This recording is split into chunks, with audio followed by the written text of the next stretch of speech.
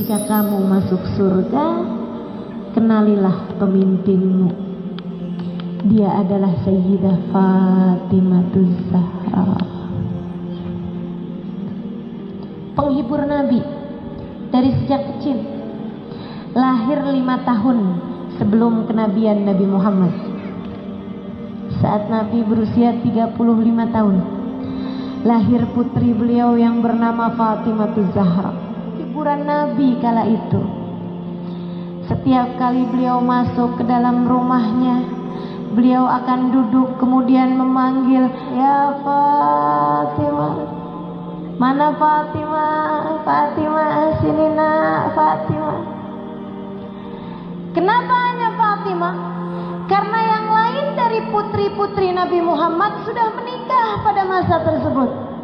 Beliau sayang-sayang putrinya, beliau cintai putrinya, ditanyakannya kabarnya. Dan Fatimah kecil bercerita, menghibur hati ayahanda. Saudariku sekalian yang saya muliakan, karenanya diriwayatkan satu kali Nabi Muhammad alaihissalam diperlakukan sangat amat buruk sekali oleh orang-orang kaum kafir Quraisy, disebabkan karena mereka sudah kesal sekali kepada Nabi atas apa yang dilakukan Nabi. Mereka pun kemudian memutuskan kalau Nabi Muhammad salat di depan Ka'bah, mereka mau lumuri Nabi Muhammad, mereka mau kotori badan Nabi Muhammad dengan kotoran unta. Sebenarnya itu bukan kotoran, tapi bagian dalam dari perut unta yang ditinggalkan oleh penyembelihnya dan sudah disembelih 2 atau 3 hari yang lalu. Bau busuknya meniup hidung siapapun, saudariku sekalian. Ada Abu Lahab, ada Abu Jahal, ada Umayyah bin Khalaf. Mereka berunding di dekat Ka'bah, siapa nih yang akan membawa kotoran tersebut nanti kalau Nabi Muhammad datang untuk tawaf kemudian sholat. Ditunggu sampai Nabi Muhammad mulai sholat, berangkatlah Abu Jahal musuh Allah itu.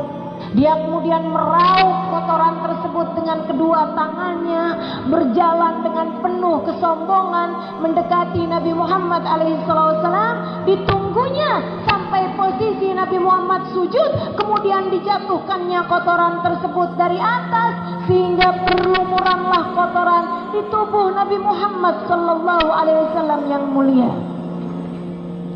Tubuh paling mulia itu dilempari kotoran-kotoran unta. Tubuh kita berlumuran dosa,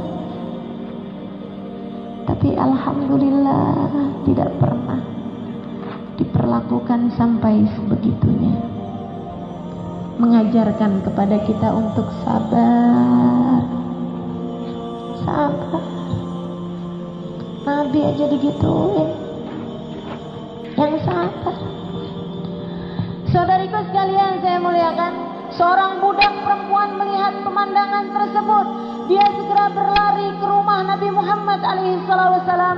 Digedornya rumah tersebut, "Ya Fatimah, ya Fatimah." Sayyidah Fatimah kemudian keluar. Saat itu usia beliau mungkin 8 tahun, 9 tahunan saja.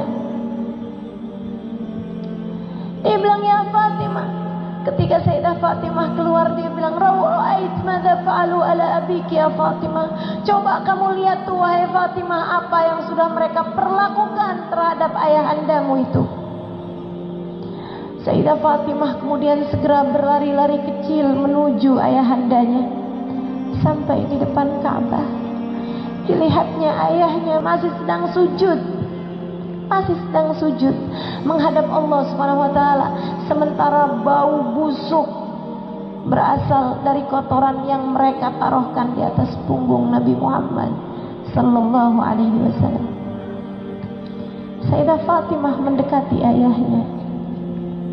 Dia dengan tangan kanannya mengusap-usap, membersih-bersihkan kotoran. Tidak diperdulikannya bau busuk itu, ia bersihkan dari tubuh ayahnya dengan tangan kanannya. sementara tangan kirinya sibuk menghapus air matanya sendiri yang tidak berhenti menangis pada saat tersebut. Ayah, mengapa mereka berbuat seperti ini padamu ya?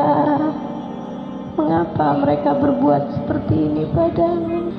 Nabi masih sujud sampai dirasakan tangan mungil putrinya Fatimah menghusap kotoran-kotoran dari punggung beliau yang mulia.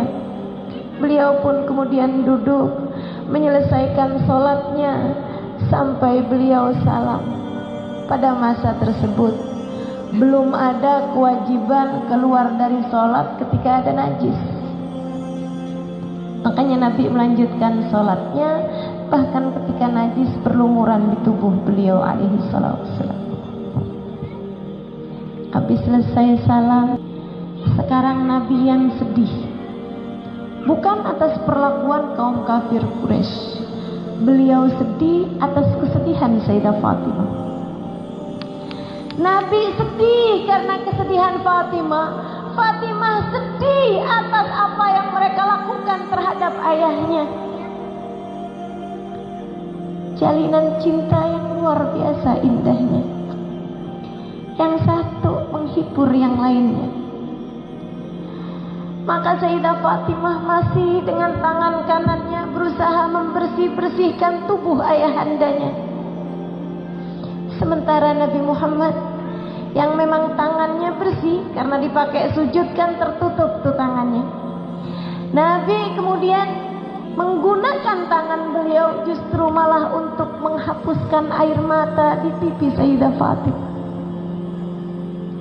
Sayyidah Fatimah tangannya bersihin najis dan kotoran di tubuh ayahnya. Ayahnya dengan tangannya mengusapkan air mata yang terus mengalir dari putrinya. La tabki ya binti, la tabki ya binti. Jangan nangis nak, jangan nangis nak. Sayyidah Fatimah dibilang seperti itu malah tambah nangis. Mengapa mereka berbuat seperti ini padamu ya? Mengapa mereka berbuat seperti ini? Nabi kemudian menghibur putrinya dengan berkata, ya Fatimah la tabki, saya Tio. Wahai Fatimah, jangan nangis. Akan datang hari nanti kamu akan melihat kenabian ayahandamu